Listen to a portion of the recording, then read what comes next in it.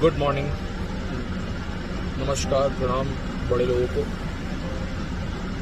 आज बहुत दिनों के बाद मन काफ़ी विचलित था।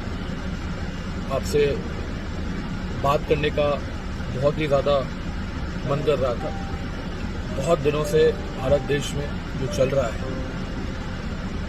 ये आपसे भी छुपा नहीं है, किसी से भी नहीं छुपा है। लेकिन ये जो चल रहा है, क्या ये हम डिजर्व करते हैं? तो मुझे लगता है कि हाँ, हम ये डिजर्व करते हैं। आज भारत देश में जो हमारी हालत है, आज हर परिवार में मुझे लगता है कि हर परिवार ने अपने एक लाल को खोया है, अपने एक फैमिली मेंबर को खोया है इस कोरोना काल में, या वो बहुत तरह से बहुत ज़्यादा हद तक सीरियस रहे। फिर बात आती है लोग, आज भी मुझे देख के बड़ा दुख होता है कि लोग सोशल मीडिया पे लड़ रहे हैं। कोई एक को भक्त बोल रहा है, कोई एक को चमचा बोल रहा है। We are not that, and that's why that's the politician actually want. They want us to fight, and it is मतलब कि जो मैच्योर लोग हैं, जो पढ़े लिखे लोग हैं, उनका ये जब मैं शेयर देखता हूं तो बड़ा दुख होता है मुझे। इसलिए मुझे लगता है कि आज जिस स्थिति में भारत है, वो स्थिति भारतीय डिजर्व करते हैं, हम डिजर्व करते हैं। क्योंकि हमारा मेंटालिटी वैसा है, हमारी गार्जियन का मेंटालिटी वैसा है, हमारी अपब्रिंगिंग वैसी हुई है। सुन के बहुत बुरा लगेगा, सुन के बहुत हार्श लगेगा, बट ये सही है। आज आप देख लीजिए ना, आपके घर में अगर किसी लड़की की शादी होनी है, मेरे घर में किसी लड़की की शादी होनी है, हम क्या खोजते हैं? एक सरकारी लड़का। तो भाई एक सरकारी लड़का मिल जाए, सिक्योरिटी मिल जाए। एक लड़का आजकल क्या खोज रहा है? सरकारी नौकरी खोज रहा है, सिक्योरिटी खोज रहा है। काम करने से किसी को कोई मतलब नहीं है, एफिशिएंसी से किसी से कोई मतलब नहीं है। देश में ब्यूरोक्रेसी को जितना इज्जत मिलता है, क्या उसको मिलना चाहिए? बाकी जॉब के सामने ब्यूरोक्रेसी के आगे बाकी कोई और जॉब देश सेवा में नहीं है। देश सेवा में लोग नहीं लगे हुए हैं, but we Indians have a slave mentality.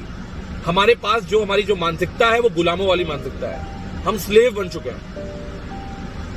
इसकी वजह से क्या हो रहा है?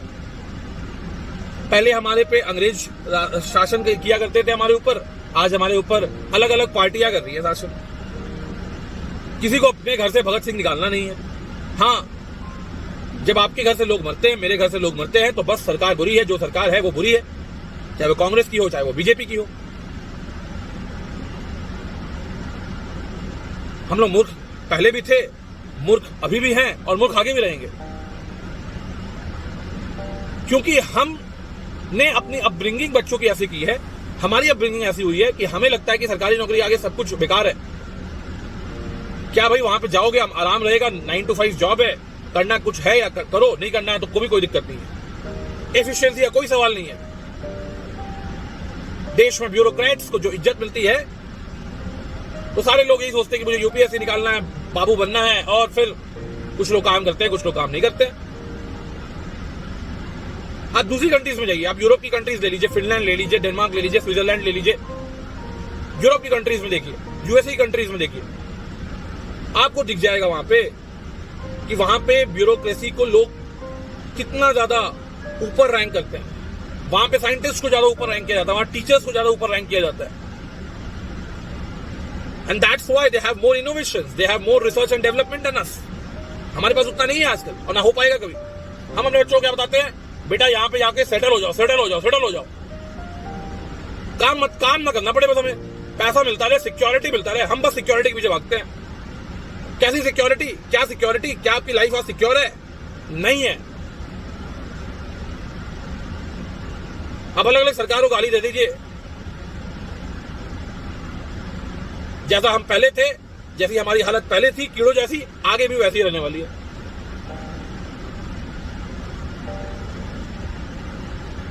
हमें चेंज करना है अपने बच्चों को।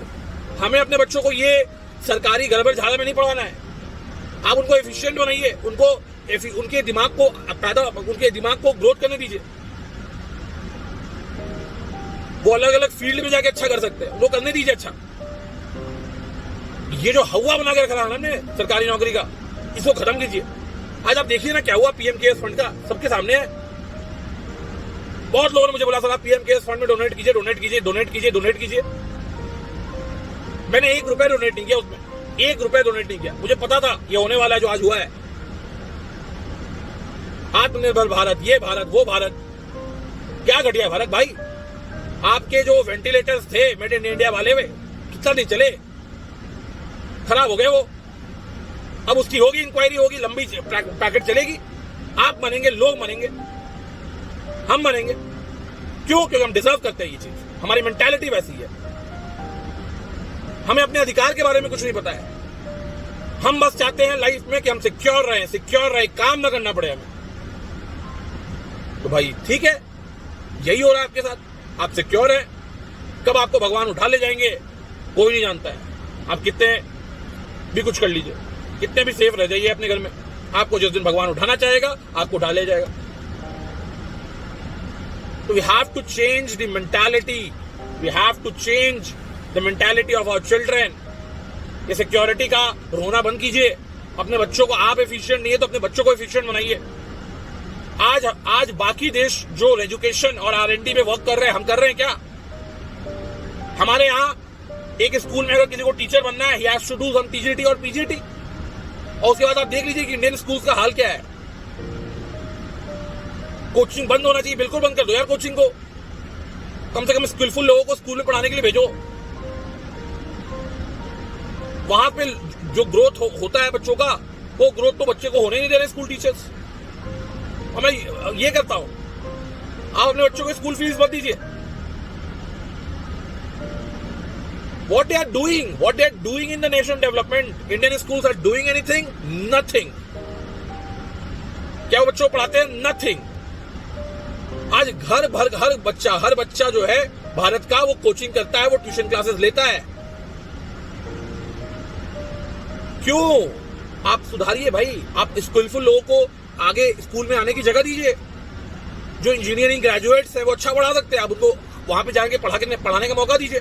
नहीं, हम TGT करवाएंगे, हम PGT करवाएंगे, हम B.Ed करवाएंगे, तभी वो टीचर बन सकता है। तो आज जो हमारा एजुकेशन सिस्टम है वो वैसा ही रहने वाला है। स्कूल जो है वो कुछ ना कर पाया है, न कर पाएगा। सब कुछ लॉकडाउन, एवरीथिंग इज लॉक्ड। क्या हो रहा है इससे नुकसान भारत का? सबसे बड़ा नुकसान भारत में हो रहा है स्टूडेंट्स का, टीचर्स का। स्टूडेंट्स जो हैं, जो कि 10 to 11 गए हैं या 11 to 12 आ रहे हैं, उनके लिए तो यार बहुत बड़ा नुकसान है। वो अपने लाइफ का बहुत बड़ा चीज खो चुके हैं।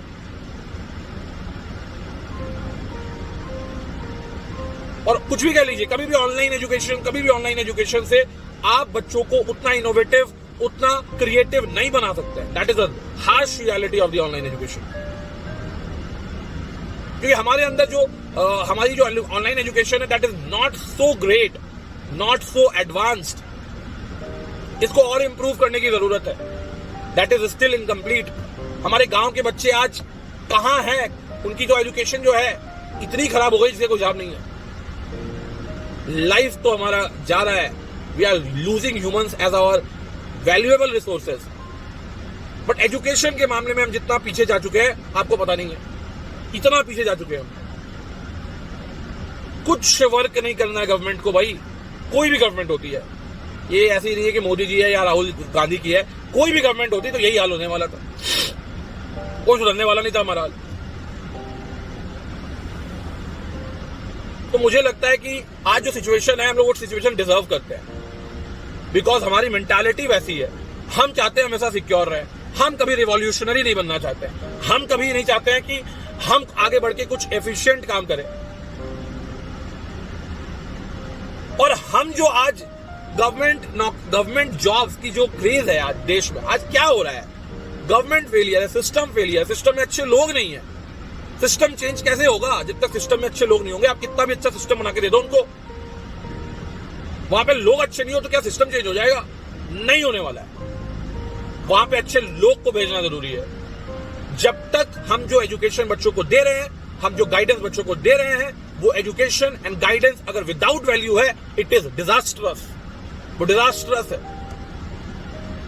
Education without value is disastrous. जो आज इंडिया में हो रहा है, हमारे बच्चे एजुकेटेड है but they are not getting the value, कि हमको वैल्यू भी गेन करना है, हम अपने बच्चों को वैल्यू नहीं दे पा रहे हैं। बस और बस आप ये कीजिए, पढ़ाई कीजिए, बीटेक कीजिए, एक जॉब लीजिए, शादी कीजिए, फिर ये जनरेशन आगे बढ़ता जाएगा। No innovation, nothing else, and that's why I say we Indians deserve this. Thank you and have a nice day.